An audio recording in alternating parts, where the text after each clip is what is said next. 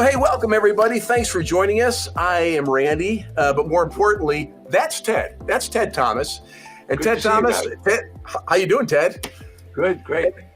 And Ted, you know what? You always have the most colorful and bright and happy shirts. That they scream you're in Florida, right? Because you're always in Florida, aren't you? Right. Well, thank you. Thanks for the compliment. I appreciate that. Actually, when you're an old, ugly guy, you have to do something to get attention. So pretty quick, I'll start wearing a hat because all my hair's almost fall out. So you get the idea. That'll work. Well, another way Ted gets attention, in case you didn't know, is Ted is the authority on tax certificates and tax auctions and, anything with tax deeds and stuff. You've been doing that for longer than Moses, haven't you, Ted? Yeah, I used to have black hair and I was skinny. Ted, I saw some of your old videos. I saw that guy with that black hair. I said, who's that guy who's pretending he thinks he's Ted Thomas? That was me. Actually, that was it. That was so long ago, And actually, we came to work. I had a horse and everything to get here and what have you. It wasn't that bad. But I've been doing this for about 30 years. So if you want to do some questions and stuff, let's get down to business and do some questions. Well, there is one in particular, Ted. I want to talk to you about overages. Now, I'm not talking about people being an overage, anything like that. But No. So folks have mentioned they can make money with foreclosure overages. And I was wondering, can you explain a little more about what that is and how does that relate to the tax sale auctions that, I normally hear you talking about? Okay, well, at a tax auction, what happens is when they auction the property, they start the bidding at a very low price, basically to back taxes, and then the auction goes up and then the highest bidder gets it. All right, so let's say you get a $400,000 house, which this happens, $400,000 house, and it goes to auction. All right, so the auction might start at, say, $20,000, it goes up, and maybe a guy gets it for 20 cents on the dollar. So he spends $80,000, but he got a $400,000 house. So he put $80,000 in. All right, so now, remember, the taxes was low. It was only down around $20,000. So he paid $80,000. So the difference between the $20,000 that's owed to the government and the $80,000 is $60,000. So that's quite a bit of money, $60,000. All right, so the question always is, whose money is that? Well, the money actually belongs to the guy that owned the house. Whoever owned the house, it was their house that gets his house that gets sold at auction. That money actually belongs to the person that owns the house, except nobody tells them that. So it went to auction, so the county takes the money in, and the money sits there at the county. So if nobody shows up and asks for the money, the county's just going to keep it and spend it wherever they want. Wait, let me hear this. So they take my house, the county does. They put it up for auction. Somebody buys it. I'm entitled to that money if I wanted to.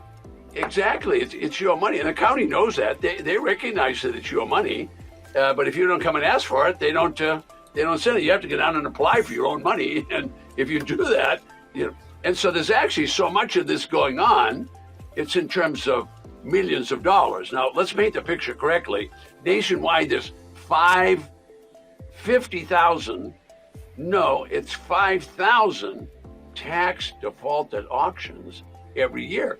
So every time a property is sold over the amount of the minimum bid, that's an overage. In other words, it's more money than the county wanted. So when the county's selling a property, they're only selling the property because they want the cash to pay the taxes.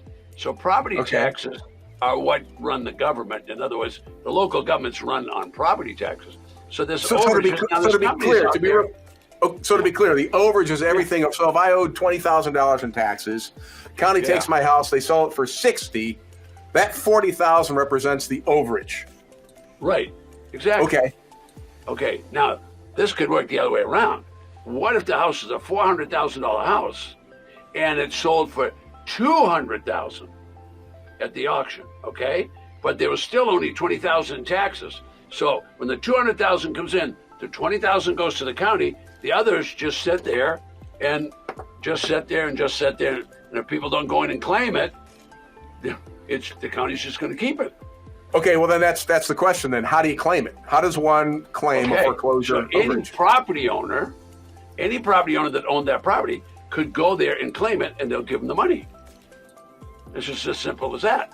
But people hear about this, and they say, "Oh, the owners don't come in and claim it." Now, let me tell you about people that go to auction. See, the problem with people who go to auction, they probably got a lot of bills on it. They probably aren't paying their mortgage. They probably got a lien on it. Maybe they didn't pay the divorce, so the attorney's got, you owe child support. all these different things. So properties that go to auction might have a lot of liens on them. I mean, multiple liens. But when the auction takes place, all the liens are wiped out. So those are wiped out. All right. So now what happens is the person that was in that auction situation that lost the property, they're probably going through depression. They're probably going through some bad times in their life or whatever. They just think, well, my property went to auction.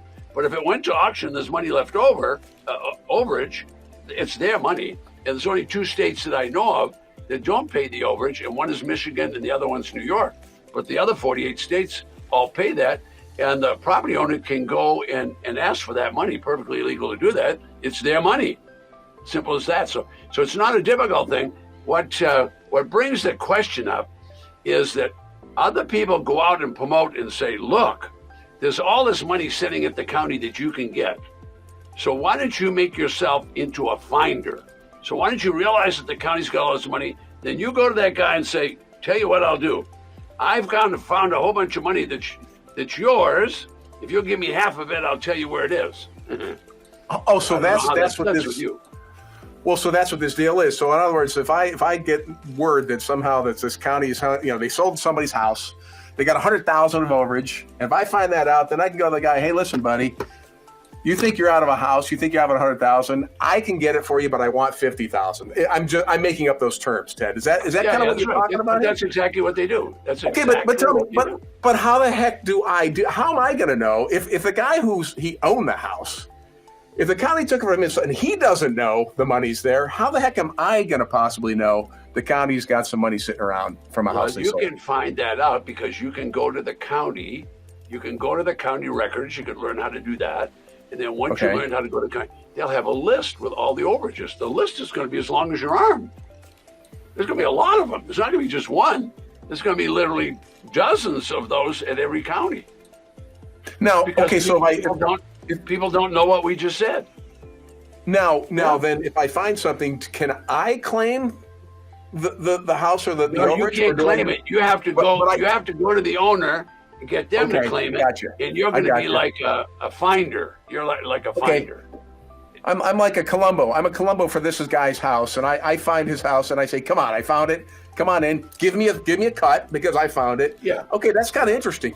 Well, what are interesting? There's a lot of people that have ethical concerns about it. Is that really fair? And what's the?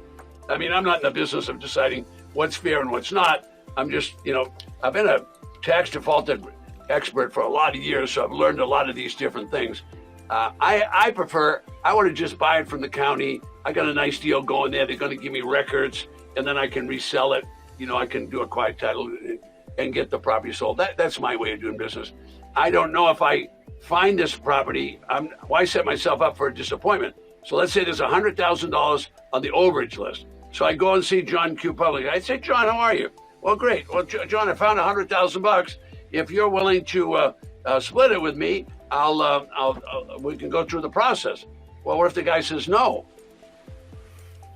What if you tell me? What if he says no? Can you do anything, or that's it? No, now you just walk away. You both just walk away. Well, but why set myself up for disappointment? Let me ask you another question. What if he says yes? Yeah, sure. What do you do then? You bring him to the county, then